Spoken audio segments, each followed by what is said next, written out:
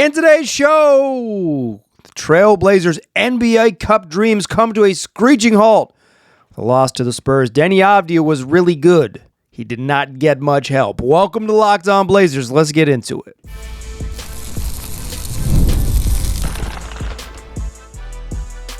You are Locked On Trailblazers, your daily Portland Trailblazers podcast, part of the Locked On Podcast Network.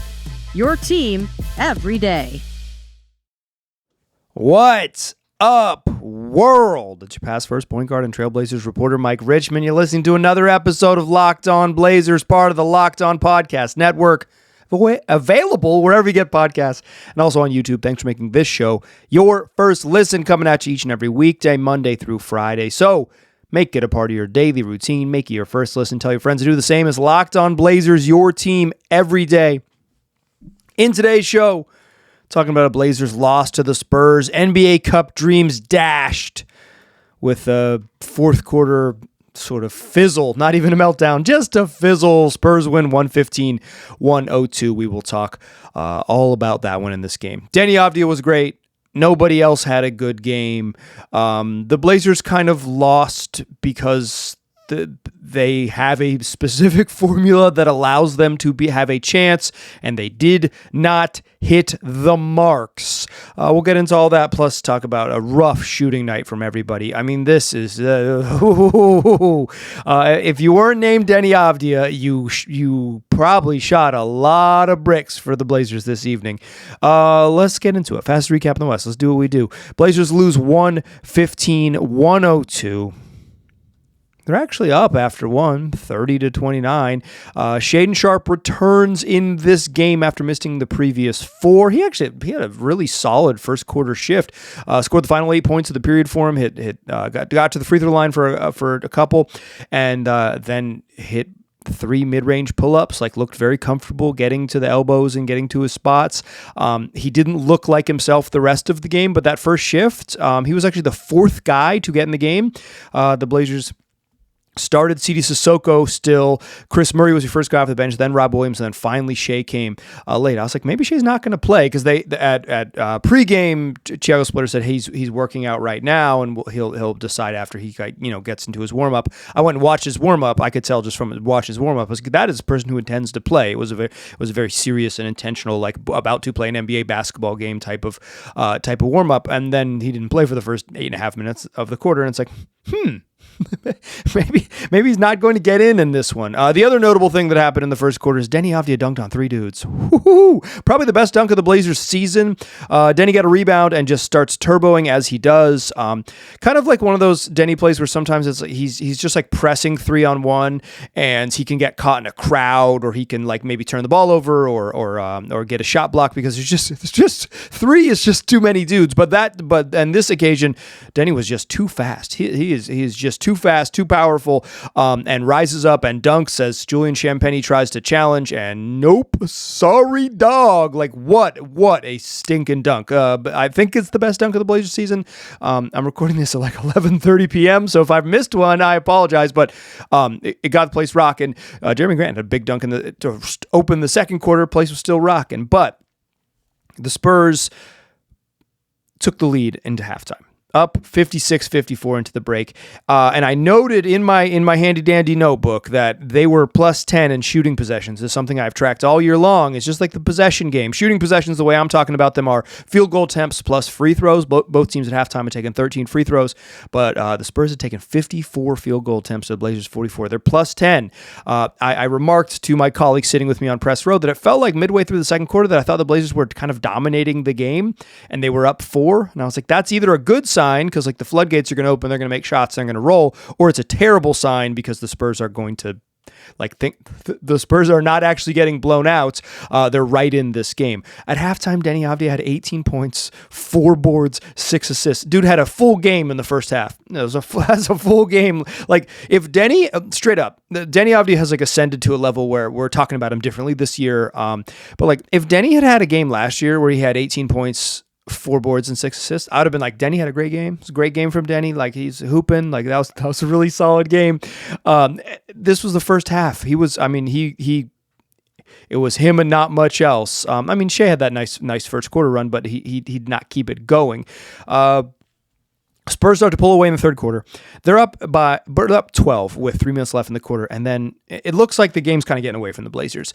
Because no one else could get it going, I thought there was a stretch in that middle of the third quarter where Deni just kind of decided, okay, I'm going to do a lot. Like I'm going to try to carry us. I know this group needs me on offense, et cetera, et cetera. And I thought he was just sort of the worst tendencies of Avdija come out when he doesn't have support. He's such a downhill turbo guy that when he knows that, but he's a smart passer and like a willing passer, right? So he'll make the right read. But when things are going poorly, sometimes he's like, all right, I'm going to like do what I do. And he's just so deliberate in the way he plays that he can kind of get a little too deep on his drives, and he can be a little too physical, run guys over sometimes, get caught in a crowd and try to pass out of it. And there was just this stretch in the middle of the third quarter where it's like, Deni's like, he's, to me, from my eyes, like just kind of feeling the pressure of not getting enough help in this game. And then he goes nuclear, like immediately after. Hits 2 threes, scores an and one, and scores. He has 9 points on three possessions, a three, and an and one. 9 points and 3 possessions to close the quarter. And so from down 12, the Blazers are just down 5. They actually kind of botched the final possession of the third. They weren't guarding Jeremy Grant. Luke Cornett was supposed to be guarding him, but Luke Cornett's pulled all the way into the paint. And the Blazers, instead of taking the final shot, they just see a wide open Jeremy Grant, and Deni Avdija throws it to him. It's hard not to throw it to a wide open Jeremy Grant. It's like standing at the 3-point line, waving his hands like, no one is guarding me. And they throw it to JG, and he gets fouled and makes free throws. But because they didn't get the final shot of the quarter, the Spurs are allowed to come down and hit a 3 of their own. So it didn't end up mattering. It's no worse than 5 if you take the last shot and you miss, but just bad execution. Down 5 heading in the fourth quarter. Spurs kind of never let the Blazers really threaten, but I thought there was about a 2-minute stretch that really decided the game. Just under 5 minutes, the Blazers get a fast break. Deni Avdija throws a very sick behind-the-back pass to Chris Murray. But Kelly Olynyk fouls him, and they call clear path fouls. Totally correct call. And so Deni they've reviewed it, but it was obvious in real time. I don't know the specifics of the rule necessarily off the top of my head, but the spirit of the game, Olynyk grabs him to stop a fast break. So it was a clear path foul in my mind. And then it was upheld as such. But Deni misses both free throws, and then they get the ball because you get 2 and the ball on the clear path, and then he misses a 3. So they had a chance to score somewhere between 2 and 5 points. They come away with 0, but even then, the ball goes back to the Spurs. Spurs actually challenge out of bounds call to get the ball back. Blazers get a stop and a score. So they had a chance to cut into this lead down 8. Okay, well, they didn't on either the free throws because Deni missed them both, or a 3-pointer, whatever. He's been really good. But then they get a stop and a score. Klingon scores inside. And it's a 6-point game. They get a steal, get a turnover. Toumani Camara gets a wide open 3 in a 6-point game. Great look, misses it. De'Aaron Fox has a little pull-up, little 7-footer, 9-footer on the left side. Back to an 8-point game. Deni gets fouled, misses 2 free throws. Then De'Aaron Fox comes the other way. Jeremy Grant's called for a reach-in 4 feet above the 3-point line. He hits 2 free throws, 10-point game. You're looking at a chance to cut an 8-point lead to 3. You're looking at a chance to cut a 6-point lead to 3, or even 8-point lead to 4 if the second shot is a 2. But cut a 6-point lead to 3. You're looking at cutting an 8-point lead back to 6, and instead you don't score on those stretches, any of that stretch, and you're down 10 with just over 2 left. That's about the 2-minute. To me, that's what decided the game. Blazers cannot come back. They lose 115-102. That's your fastest recap in the West. Deni Avdija was ballin'. Here's the thing. Deni Avdija was just... he struggled in that fourth quarter, 2 of 8 from the free throw line, right? But 37 points, 6 boards, 8 assists. He did have 6 turnovers, but again, I think that was a lot of kind of middle quarter. I thought the third quarter it was starting to get away from him a little bit because he was forcing it, but I thought Deni was great. This is a superstar level game. Then when it was slipping away from him in the third quarter, and some of that was because he was trying to do too much. He just did too much, but it all worked. 3, and 1. He was balling. They just needed help. They needed help. And no other Blazers scored more than 13. That was Jeremy Grant. He missed 14 shots and scored 13 points. He goes 5 of 17. Tumani had 10 and really struggled. Talk about him later in the show. Rob Williams had a nice little stretch off the bench. He finished with 10. Shaedon Sharpe finished with 11. Sharpe, I thought that first quarter stretch was good from him. I just don't think he looked like himself. He had a big block late in the game, chase down block where he, got up really high to block a shot, but then he kind of just got caught watching on the offensive rebound. The Spurs ended up scoring. Julian Champagnie had a putback on that stretch. I just don't think he was moving he hadn't played in 10 days. And it kind of looks like it. He looks like someone who hadn't played NBA basketball in a while. And when you're dealing with a calf injury, it's it's not like he's getting out of running, right? He might work out a little bit, but he's not sprinting around to see if it works. It's hard to simulate playing NBA basketball. It just looked like someone who didn't have a rhythm, really. He kind of played out of, he scored a bunch in that first quarter and he just kind of was out of the game, like a non-factor on offense. And they some version of the Blazers, it's either got to be Jeremy Grant or it's got to be Shaedon Sharpe. Those are their guys who score other than Deni Avdija. Tumani struggled this year, but he even the best version of Tumani Kamara is not a dude who's going to be I'm gonna pop off for 28. They need someone else to score. I thought Deni actually had. I mentioned that he had the six turnovers, and he was he can get a little dicey with some of that stuff. But 8 assists, and he probably set up another 4 or 5 just butt naked, wide open shots in this game that didn't go in. Let's talk about a little bit more about Deni and about just the simple reason the Blazers lost this game. It is a very basic one, and one we've talked about a bunch in the show, and one that Tiago Splitter highlighted in his post-game comments. Join me in that second segment. We will do just that. First, though, I want to tell you that today's program is brought to you by FanDuel. The NBA season is here, and FanDuel knows that you might have interest in getting in on the action. And because FanDuel is the official sports betting partner of the NBA, they got action. So even if you missed the start of the game and you can't wager on money lines or point spreads, you can live bet games. If you want to just ride the hot hand, or you want to live bets who's going to score the next point or fourth quarter comebacks, it's all there for you. Plus, you can combine your live bets into a same game parlay for a shot at a bigger payout. It keeps games. It adds another wrinkle to your viewing experience, another layer to your viewing experience. If you're already watching the games, you can check out FanDuel. And if you are a new customer, FanDuel is giving new customers $300 in bonus bets when your first $5 bet wins. Find a bet you like, put the money down, and get $300 in bonus bets to use across the app. Head to FanDuel.com to sign up and play your game with FanDuel, the official sports betting partner of the NBA. Today's program is also brought to you by your local YMCA, as long as you live where I do, at the YMCA of Columbia and Willamette. They believe everyone deserves to find their place to play, because play connects us, strengthens us, and brings our community together through the 3 pillars of the YMCA of Columbia-Willamette. That's youth development, healthy living, and social responsibility. The Y is your local nonprofit helping people of all ages move, grow, and belong across Portland and Vancouver metro areas. So why not check out your local Y? You'll find 6 courts and a full fitness center at the Beaverton Family Y. You'll find families swimming and playing pickleball at the Clark County and Sherwood YMCAs, plus family activities all year long, brand new workout equipment at all 3 branches, and so much more. And with YMCA camps, childcare, and enrichment sites throughout the region, the Y gives kids safe and fun spaces to learn, play, and build all year long. Find your play at the Y. Visit ymcacw.org/pod. That's ymcacw.org/pod, or follow them on YouTube and Instagram at YMCACW.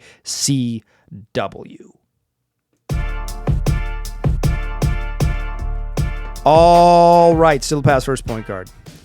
Just kidding, that's what I do in the third segment. All right, let's talk Deni Avdija. Dude was really good. I've said it a bunch, but this was one of those, He had brief moments in this game where it's just like true superstar stuff, right? The Blazers just couldn't get anything going, and Deni did, and he made shots. When he shoots the ball well, and he has shot the ball well all season, he's just really freaking hard to deal with.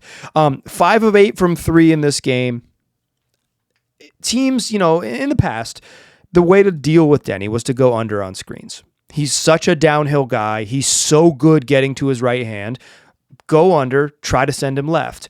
But because you can't go under now, and teams have to kind of like worry about when they set that screen, and he kind of gets those little step backs, and he's so comfortable shooting off the dribble now, it just makes it really hard to deal with. He's become a guy with a really, really, really useful offensive arsenal. Even if he is deliberate, he's deliberate in a way that's so hard to deal with, because if he gets his left shoulder into you on those drives, you're just not going to be able to stay attached enough to contest. His deceleration is really good. That his ability to accelerate makes him special. His ability to decelerate makes him really, really hard to deal with. And now with the shooting, and again, like he left the Blazers because they couldn't make any shots. Left points on the table. I thought he was everywhere. He was really good in this game. But the problem is that the Blazers have a really simple formula. They got to get more offensive rebounds than their opponent. I mentioned the shooting possessions in the first half of this game. The Spurs were plus 10 at halftime. They had taken 54 shots. The Blazers 44. Both teams had taken 13 free throws. By the end of this game, the Blazers were plus 5 in free throws, but they had taken 14 fewer field goal attempts. So they're minus 9. They got 1 shooting possession back in the second half. That's the difference in the game. And when Tiago Splitter was kind of asked about it, he said, they beat us in the way that we beat teams. And boy, he ain't lying. The Blazers are yet to win a game this season when the opposing team has a higher offensive rebound percentage. That is grabbing a higher percentage of their own misses. I didn't look at raw rebound stats because I don't think that's meaningful. It is when the Blazers grab a higher percentage of their own misses than their opponent, they've got a chance. When they don't, when they lose that, when they are giving up more offensive rebounds percentage-wise, when opponents are rebounding a higher percentage of their own misses than the Blazers are, curtains. They have yet to win a game all year with when they have opposing team has a higher offensive rebound percentage than them. That's it. If the Blazers lose the possession battle, they are not going to win the game because they're not a good 3-point shooting team. And some of that you can say that's baked in. Okay. That's not a good way to bake, but like their margin for error is relatively narrow just as is, right? It's just like that's a fact of the matter is that they have a relatively narrow margin for error. And so much of that, and I've talked about it a bunch of times on this show, if you're an everydayer, shout out to my everydayers, but if you're a long time listener to the program, if you listen all season, things I highlighted at the very, very, very, very, game 1 of the season is that the math is the math. They want to grab offensive rebounds. They want to force turnovers because, this is the sort of Dean Oliver, very basic basketball on paper stuff. And while advanced numbers can maybe get a little bit, can make people's heads spin a little bit, this is a very basic thing. You want to make shots. You want to attempt more shots. The easiest shots to shoot, layups, 3-pointers, and free throws. You want to get to the free throw line. You want to make your layups. You want to make your threes. But you just want to have more possessions and have your opponent have fewer. So not turning the ball over, getting offensive rebounds, and making your shots is the very basic formula. Did you win that's the Dean Oliver's 4 factors. Offensive rebound and opponent's offensive rebound percentage are just the sort of very, very, very baby steps of the analytics world. And certainly, I think before we had the term analytics, everyone understood giving up offensive boards was tough. And this is the Blazers. This is their math. I asked Tiago Splitter at his post-game press conference what he thought, where offensive rebounding starts. Like, how do you prevent it? Whether it's just an effort thing or if it's a technique thing. And he said, yeah, some of it is like technique. You got a willingness to box out and a focus on boxing out. But then he just said the Spurs played harder than us. I think some of it is as simple as that, is that because crashing the glass is so common in the modern NBA. It wasn't for 15 years. Like, nobody crashed the glass in the first part of the 21st century.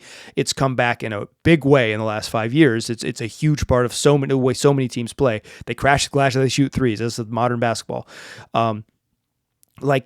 Because of that, guys are crashing from all over. They're crashing from the corners. They're crashing from up high. Teams will send 3 and 4 guys to the glass in a way that they just would not in past eras. So, some of it is just effort because they're coming. You got to get there first. But I think some of it is doing your work early, like finding the guy, finding your man who's going to crash. And even if you can't get a box out, make it so it's not a straight line drive. You can't just watch the ball come off the rim and hope to out leap someone. And when a team is crashing, it takes if they're going to send 4, the Blazers can't leak out. They need to probably send 4 back to the glass and make it and try to rebound as a crowd.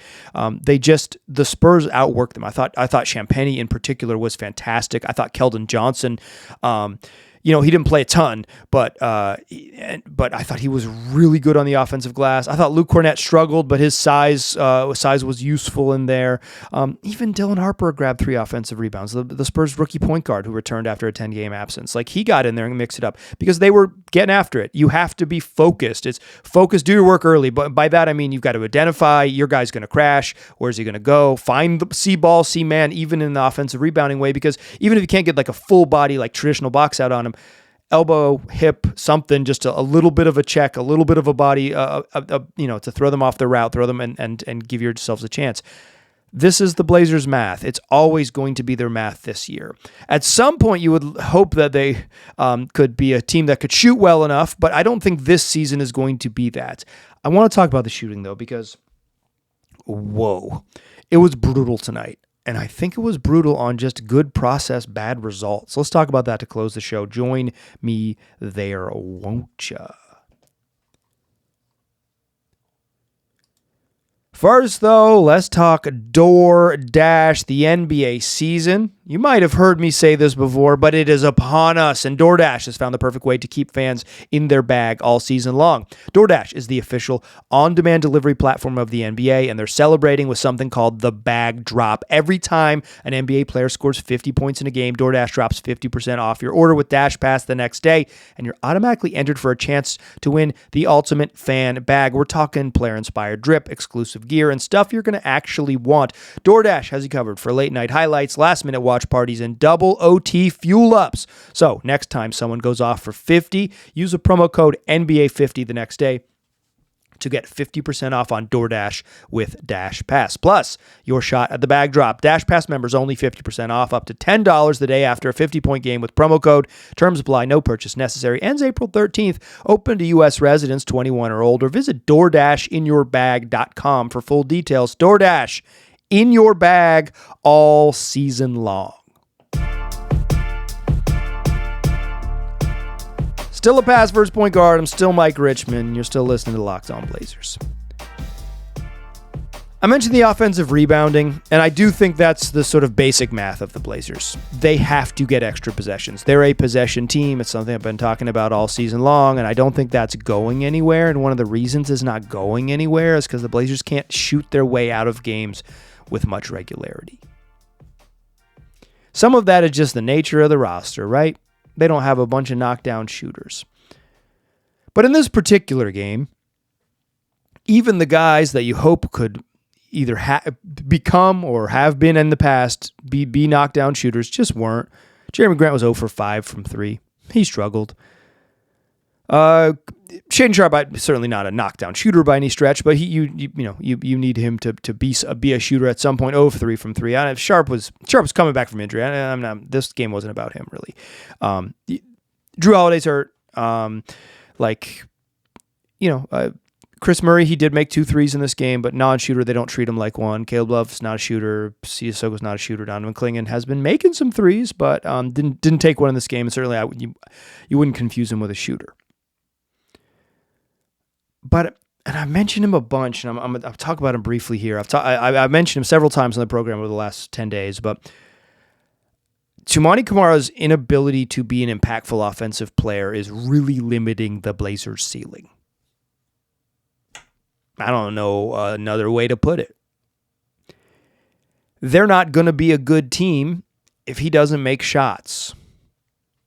I'm not talking about they're not going to be a good team if Toumani Camara doesn't take the leap. I'm talking about if Toumani Camara can't knock down wide open catch and shoot three-pointers, they're going to be in trouble. I've said it a bunch last season as a big-time Toumani Camara appreciator, that if Toumani Camara didn't improve at all from what his production was all of last season, he was going to be a good player for a long time. But Toumani Camara last year shot 5.5 threes a game and 37% from three, and he was one of the best defensive players in the league.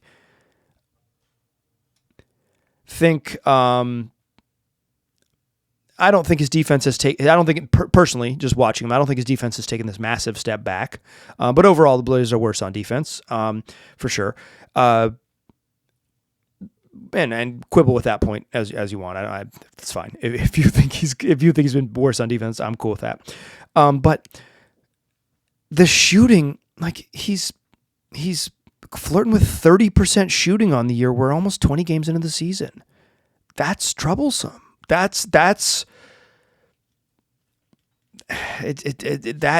just really limits what this team can be.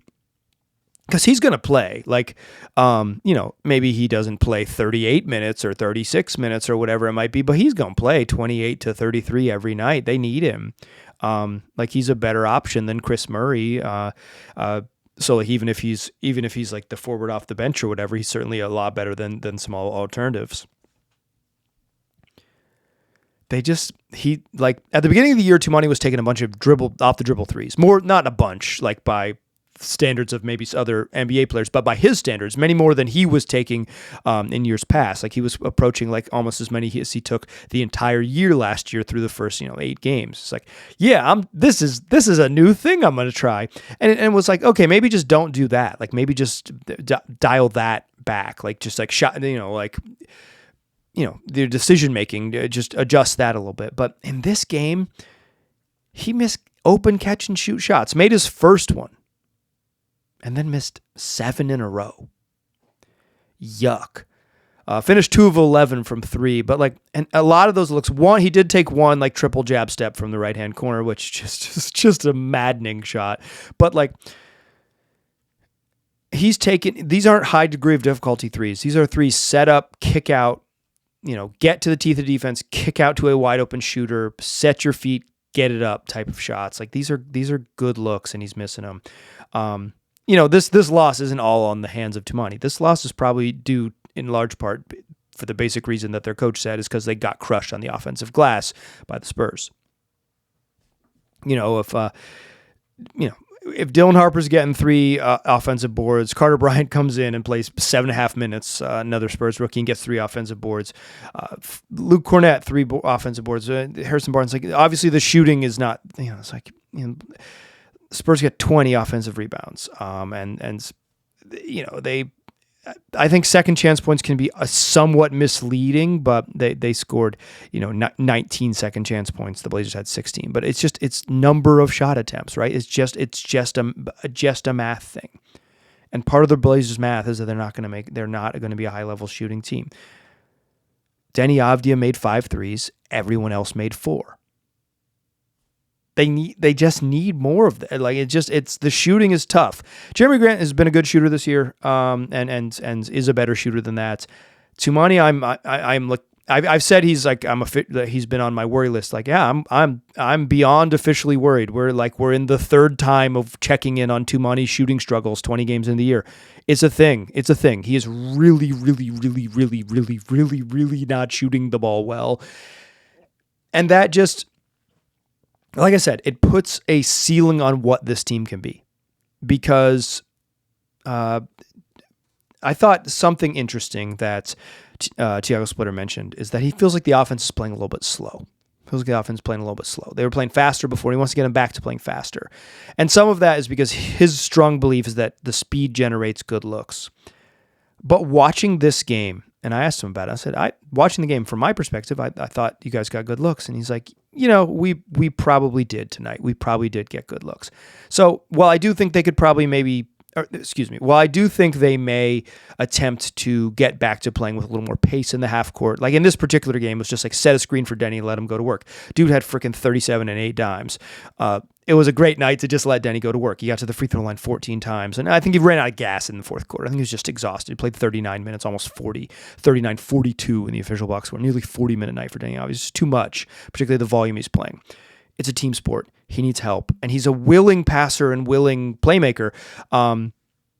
Sometimes the simplest adjustment, while the coach may want them to play faster and play with more pace in the half court, sometimes the simplest adjustment is like, if you are kicking out to dudes who can't shoot, like you can look down the bench, there's not better options, right? What the adjustment they need to make is they just need their guys to play better. And this is kind of a boring thing to say, but like they just need Toumani Camara to play better. They could probably try to slice the pie in a couple different ways, but a drive into the paint that kicks out to a wide open catch and shoot three is just a normal part of an NBA offense. And if you can't make those, it makes it really hard. It makes your margin for error really small, and I think that's kind of where they are. That is going to do it for today's show. You will note that we didn't do any extremely corny 17 things I'm thankful for the Trailblazers about. I find holiday-based podcast content to be a little boorish. It's not for me, but it is indeed American Thanksgiving here in the United States tomorrow. That's where they hold American Thanksgiving, because Canadian Thanksgiving happens in Canada. This is your Thanksgiving show. I will have a show on Friday. I'm, as of right now, same great time, same great place. Should be in your feed right away, but there is a chance it's a little bit late depending on, we'll call it holiday challenges.